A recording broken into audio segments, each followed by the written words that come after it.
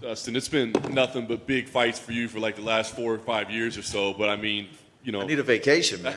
I was gonna say, I mean, does this fight week feel special, important, like a big moment in your life? Yeah, I have a very special to me because I have an opportunity to be the world champion. It gives me chills just saying it. You know, I want it so bad. It's very important to me. So it was so interesting. I thought when you took the trilogy fight with Conor, right? Did you have to weigh in the fact that if for some reason I come up short, that world title fight's going away? Yeah, I knew that going into that fight. In the back of my head, that was, you know, I'm gambling on myself. Every fight is a roll of the dice, and, you know, no matter how prepared you are, what we do is a crazy thing. The sport is crazy, and but it all worked out. Yeah, no doubt. Now you're here. Well, I mean, Charles obviously has a great story as well, great journey through mixed martial arts. What did you think when you saw him become champion? I mean, were you almost happy for him in a way? For sure, man. I've been watching that guy a long time. We've both been in the same waters, 45, 55, for the last decade in the UFC. And there's a list of guys that, when they won the belt, was really special to me, and he's on that list. You know, Bisping's on that list. Robbie Lawler's on that list. Underdogs. The guys who, you know, of course everybody's fighting against adversity, but the guys who were counted out a couple times and made it happen. And I'm trying to add my name to that list. That's the goal here this weekend. No question about it. He's obviously an absolute killer. You've been facing nothing but absolute killers. But when you look at him, is he more dangerous, less dangerous than some of the other guys you've been facing? There's so many variables when you're talking about dangers in mixed martial arts. He's as dangerous as any of the other top guys I've fought, just in different areas. You know, his submission game, numbers don't lie. He's one of the most dangerous, most dangerous ever to hit the canvas in the UFC. And we didn't put that aside in training camp. You know, we really focused on defense and fight IQ on the ground and where I'm at in the rounds and risks we need to take. So, you know, he's very dangerous. Last thing for me, I mean, I guess it's this moment to enjoy it first, right? But what is your plan as champion, right? I mean, you've done everything. You fought everybody. Like, do you see, like, I'm going to win and have this long reign? Or is it like, man, I'm going to get there and maybe that's about it for me? You know what I mean? What's the plan? I'm not sure. I haven't really looked that far. You know, I have to perform Saturday night and get that belt. And then we'll take it from there. But sitting here thinking about it, you know, I'll probably defend the belt. I do believe one day I'm going to fight at 170 pounds in the UFC. I'm not sure if I'm going to make a title run, a career run, and, you know, but I'm 32. I'll be 33 next month. I still feel good. I'm injury free. I feel healthy, so I can continue to do this as long as my body allows me, and I feel good. But the goal is just to put that world champion next to my name and cement that in history. That's all I'm really focused on. Dustin, right here. I think from the fans' perspective, a lot of people view Charles Oliveira as this high-level elite grappler, but lately he's been putting away a lot of people, or at least setting up submissions with his hands. You've obviously fought in, like, the Anthony Pettis's, the Holloways, the Conors. So how would you rate his striking compared to a lot of the other people's in the division? He's dangerous. He throws big knees, big kicks, power shots. He keeps himself protected, throws a good sharp hook that he hit Chandler with. He does a lot of things well on the feet. Not a big volume puncher, not the best footwork, but very aggressive and not a point fighter. You know, he's trying to finish you.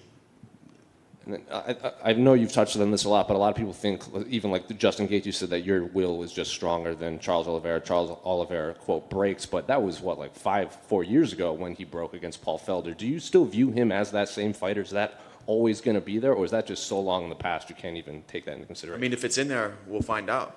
But I can't bank on that, you know. We'll see. He showed grit in his last fight against Chandler. You know, he got hurt, almost got finished, came back and knocked the guy out. So if that's, you know, your last fight is the one I go off of, and he showed championship grit. Dustin, back here, right in the middle. We saw on Embedded, you were talking to your daughter through the video chat. Are they going to be here for the fight, the family, this week? They land today. This is my daughter's first fight week. Yeah, they land today. All right, cool. I was going to ask that is it stressful for you to have them, or is it kind of more motivating, like distraction-wise? How do you kind of view having them? No, I love my family, and they come with me to training camp the whole time. And she was actually born on the day that Nate Diaz fought Conor. I forget what UFC number that was, but we were in the hospital room, rented it from UFC.com on my laptop, went pick up some food. You know, she was born into this. I have a gym back home. She was raised in the gym too. This is just life. It's not a big deal to her, you know. And I know that you missed Thanksgiving, so sorry to bring it up, but what's your favorite pie, man? Damn, I like pecan pie, man. I really do. But I'm going to catch up on all that for Christmas. There you go. Best of luck, Dustin. Hey, Dustin, right here.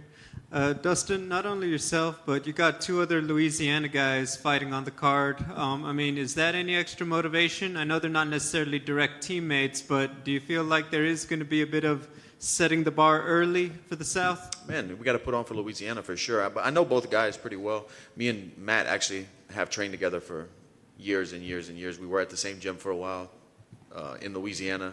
He came out to American Top Team. We were training together there. And I've been knowing him for a long time. I've cornered him before he made it to the UFC. So it's good to see those faces and be around those guys on fight week. You know, we're a long way from the rodeo arenas we fought in Louisiana. And to talk to you a little bit about other stuff going on in the lightweight division, just your thoughts on the other big fight coming up, Makhachev versus Beneil Dariush. It's a fun matchup. You know, Dariush is on a streak. Makhachev is dangerous. We'll get to see how good his ground game really is when they hit the mat. You know, obviously his wrestling's really good, but Dariush is dangerous in all positions. It's a fun fight. You know, the lightweight division I've said it over and over again, been very top heavy for the last few years. And it seems like it's not going anywhere.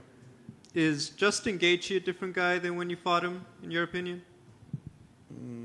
I'm not sure. It's tough to say. You know, I know a lot of people thought he made a huge jump when he fought Tony. And I do think he is improving. I just think Tony made him look really good as well. It was a good matchup. But, no, he's tough, man. He's tough. Final one, you've got the original, you've got the knockout edition. If you win the belt, is there going to be a championship edition hot sauce? Man, we're launching this week a 3-pack with gold labels for championship week. It's not a different sauce. It's the same original sauce with gold labels. We're going to do a limited run of 2,100 because this is going to be my 21st win in the UFC. And $10 from every pack is going to the Good Fight Foundation. We're trying to raise money for Second Harvest Food Bank to provide 300,000 meals in Louisiana to underserved communities that need it. So, yeah, we're trying to tie everything in together. Thank you and good luck. Yeah. Oh, mic's off. Your last two fights had a lot of kind of emotional buildup with Conor. How's this one different in terms of like your headspace for this particular fight? It's smooth sailing. You know, not a lot of back and forth. He seems respectful. But at the end of the day, it's a fight. You know, this is warfare when we get in there. So the more mature me, I don't really pay all that a whole lot of mind. Even in the Conor fights and the build-up, I didn't really get too caught up in it. I don't really care about that stuff anymore. I know what matters. So even if this was a crazy back and forth verbal exchange, it wouldn't, when the bell rings Saturday night, it's going to be the same result. Just a follow-up to that, your wife was also involved in some back and forth. At least it got to her when you were fighting Conor. How's she doing with this particular fight? Is there a lot of relief in the house this time around? There wasn't any tension in the house before. Just like I said, when my daughter was born into this, my wife drove me to my first fight. I didn't have a car. She drove me across state lines to Arkansas, and I fought in a rodeo arena back in 2007 maybe. So she knows this game as well as it, you know, probably better than some people in the car. Dustin, hey, here in the back. As you mentioned, there's a lot going on in the lightweight division, and it seems like Justin Gaethje will be the next one to challenge after this. But there was a lot of talk about that. A lot of people felt Makhachev deserved it. In your opinion, who is the most deserving lightweight to challenge for the title after this fight?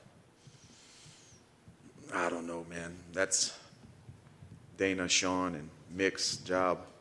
I don't play matchmaker. I just try to put these guys away. Like I said, it's top heavy. I'm not sure.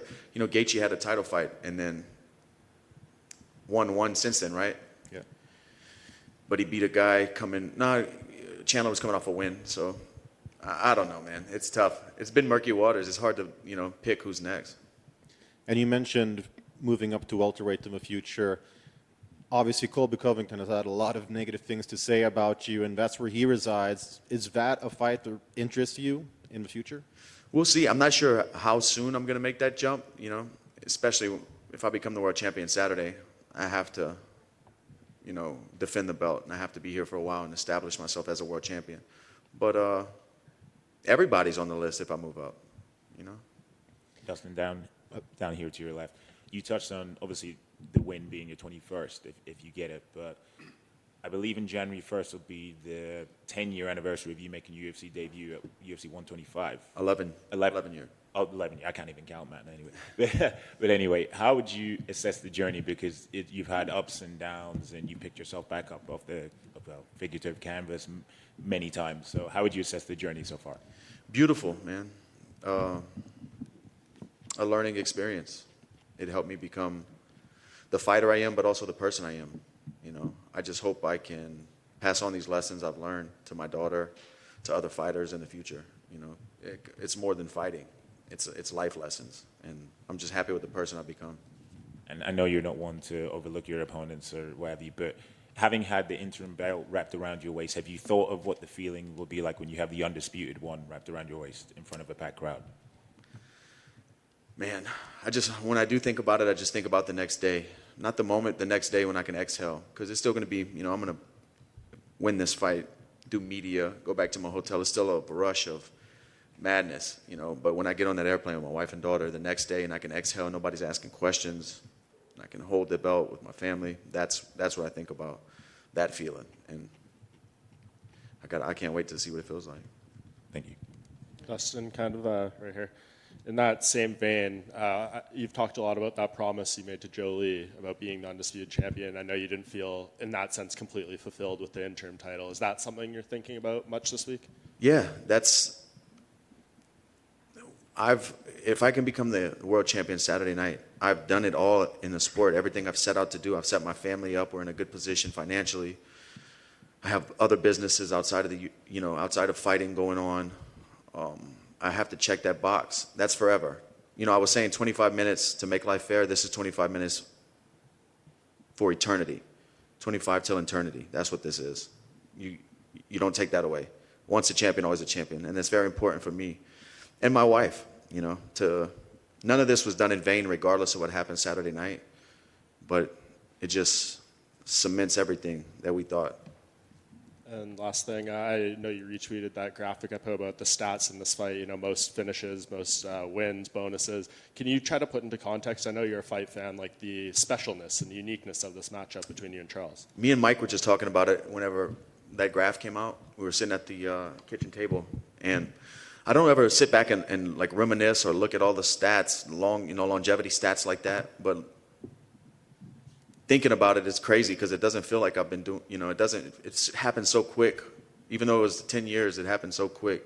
It goes by so quick, and all the things you accomplish and add up and stack to the record books. I never sit down and look at it all, but to see that on the graph and to start looking, we started pulling up other records and stuff, and it's crazy, man. It's a good feeling.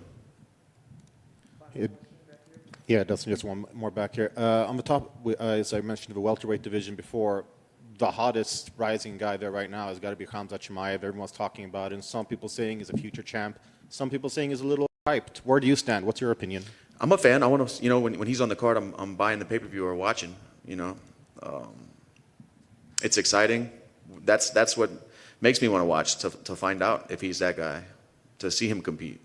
So, and I think the sport needs that. We need stars to stay to keep people interested. Not that they wouldn't be without it, but it's fun when you have a guy like that. Is this a real special person? And we're going to find out.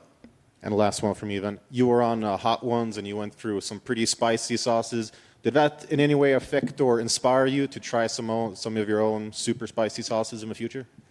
We launched a KO edition, and man, that's about my limit. That's about my limit that I can enjoy before it becomes like a gag gift. You know, anything that's too hot is like you're going to use it one time to mess your friend up, and that's it. You know, we'll see. All right, thank you. Thanks. Undisputed.